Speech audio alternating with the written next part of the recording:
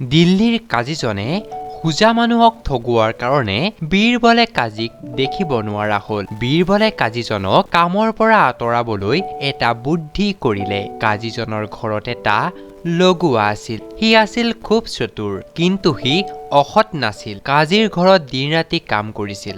তথাপিও তাক কাজীয়ে পেট ভৰাই খাবলৈ আহাৰ আৰু পিন্ধিবলৈ কাপোৰ কানি দিয়া নাছিল।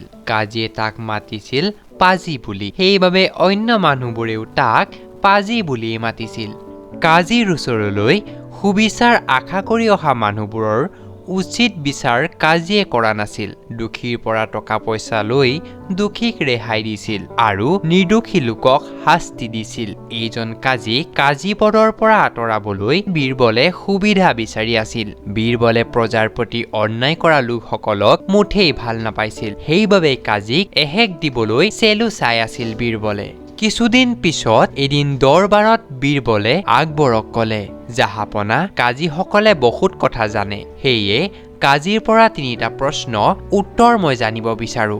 আকবৰে ক'লে, কি প্ৰশ্ন? বীৰবলে উত্তৰ দিলে, ভগৱান ক'ত থাকে, কি খায় আৰু কি কৰি থাকে? অতি উত্তম, কাজীক দৰবাৰলৈ মাতি অনা হওক। আকবৰে সমাধান দিলে। কাজীক দৰবাৰলৈ মাতি অনা হলত আকবৰে কাজীক ক'লে, তুমি ৩টা প্ৰশ্নৰ উত্তৰ দিব লাগিব। সঠিক উত্তৰ দিব পাৰিলে তুমি পুৰস্কাৰ লাভ কৰিবা, কিন্তু ভুল উত্তৰ দিলে শাস্তি পাবা। প্ৰশ্ন কেইটা হ'ল, ভগৱান ক'ত থাকে, ভগৱানে কি খায় আৰু ভগৱানে কি কৰে? প্ৰশ্নকেইটা উত্তৰ কাজীয়ে তেতিয়াই দিব নোৱাৰি ৩ দিনৰ সময় বিচাৰিলে। ৩ দিন সময় দিয়া হ'ল। কাজী ঘৰলৈ আহি সঠিক উত্তৰ কি হ'ব পাৰে তাক চিন্তা কৰিবলৈ ধৰিলে, কিন্তু সঠিক উত্তৰ বিচাৰি নাপাই বিচনাত শুই শুই ভাবিব ধৰিলে। দিন ৰাতি ভাবি কাজীয়ে আহাৰ নোখোৱা হ'ল। এদিন গ'ল, দুদিন গ'ল, কাজীয়ে সঠিক উত্তৰ বিচাৰি নাপাই কেৱল বিচনাতে থাকিল। আহাৰ নিদ্ৰা ত্যাগ কৰিলে। সঠিক উত্তৰ দিব নোৱাৰিলে শাস্তি হ'ব। ভয়ত কাজীৰ মুখৰ মাত নোহোৱা হ'ল। তেনে সময়তে কাজীৰ লগোৱা পাজীয়ে কাজীৰ পৰা জানিব বিচাৰিলে, আপুনি দিন ৰাতি বিচনাত পৰি কি ভাবি থাকে? এইকেইদিন আপুনি একোকে খোৱা নাই, কথাটো কি? কাজীয়ে তেতিয়াই সকলো ঘটনা বিৱৰি ক'লে। সকলো শুনি পাজীয়ে হাঁহি ক'লে, প্ৰশ্নকেইটাৰ উত্তৰ একেবাৰে সহজ, ইমান ভাবিবলৈ কি আছে? আপুনি মোৰ ওপৰত সকলো এৰি দিয়ক। কালিলৈ মই আপোনাৰ সৈতে দৰবাৰলৈ যাম আৰু বাদশ্বাহক উত্তৰ দিম। আপুনি দৰবাৰত মই যি শিকাই দিম তাকে ক'ব।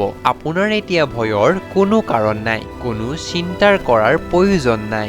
এইকেইদিন একোকে খোৱা নাই, এতিয়া পেট ভৰাই খাই শুই থাকক। কালিলৈ ৰাতিপুৱাই দৰবাৰলৈ যাব লাগিব। পিছদিনা কাজী আৰু পাজী নিৰ্দিষ্ট সময়ত দৰবাৰত উপস্থিত হ'ল। আকবৰে কাজীক প্ৰশ্নকেইটাৰ উত্তৰ দিবলৈ ক'লে। কাজীয়ে তেতিয়া উত্তৰ দিলে, জাহাপনা, প্ৰশ্নকেইটাৰ উত্তৰ ইমানেই সহজ যে মই কি ক'ম?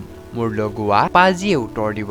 আকবৰে খঙেৰে ক'লে, ঠিক আছে, পাজীয়ে উত্তৰ দিয়ক। পাজীয়ে ক'লে, ভগৱান ক'ত থাকে? ইয়াৰ উত্তৰ হ'ল, ভগৱান সৎ মানুহৰ সৎ কথাত থাকে। আকবৰে আনন্দিত হৈ অতি উত্তম বুলিলে।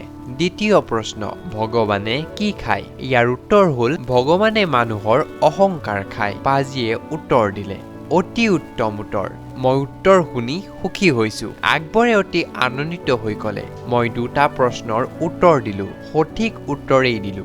যদি মই তৃতীয় প্ৰশ্নটোৰ উত্তৰ সঠিককৈ দিব পাৰো, তেনেহ'লে জাহাপনাই কি পুৰস্কাৰ দিব তাক জানিব বিচাৰো।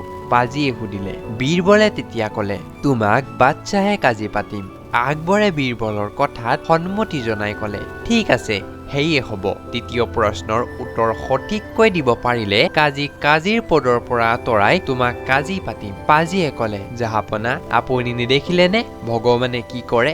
ভগৱানে কাজী ভাঙি পাজীক কাজী পাতে। ভগৱানে সকলো সময়তে সুবিচাৰ কৰে। ভগৱানৰ বিচাৰত ভুল নহয়। ভগৱানক কোনেও ফাঁকি দিবও নোৱাৰে। চকুৰ সন্মুখতে আপোনালোকে দেখিলে যে দিন দুখীয়াৰ মালিক ভগৱানে পাজীক কি কৰি দিলে। উত্তৰ শুনি আকবৰ অতিশয় আনন্দিত হ'ল। দৰবাৰত সকলোৱে পাজীৰ গুণগান গালে। কথা দিয়া অনুযায়ী আকবৰে পাজীক কাজীৰ পদ দিলে আৰু কাজীক কাজীৰ পদৰ পৰা আঁতৰালে। এই সকলো ঘটনাৰ আঁৰত আছিল বীৰবল। হ'ল। পাজিক বীৰবলে উত্তৰ শিকাই দিছিল। কৌশলেৰে বীৰবলে পাজিক কাজি কৰিলে। ভাইটি ভণ্টিসকল, আশা কৰোঁ তোমালোকে সাধুটো শুনি ভাল পালা। আমি লগ পাম আৰু তেনেধৰণৰ সুন্দৰ সাধুৱেৰে আৰু প্ৰতিদিনে। এতিয়া আমি মাগিছো বিদায়।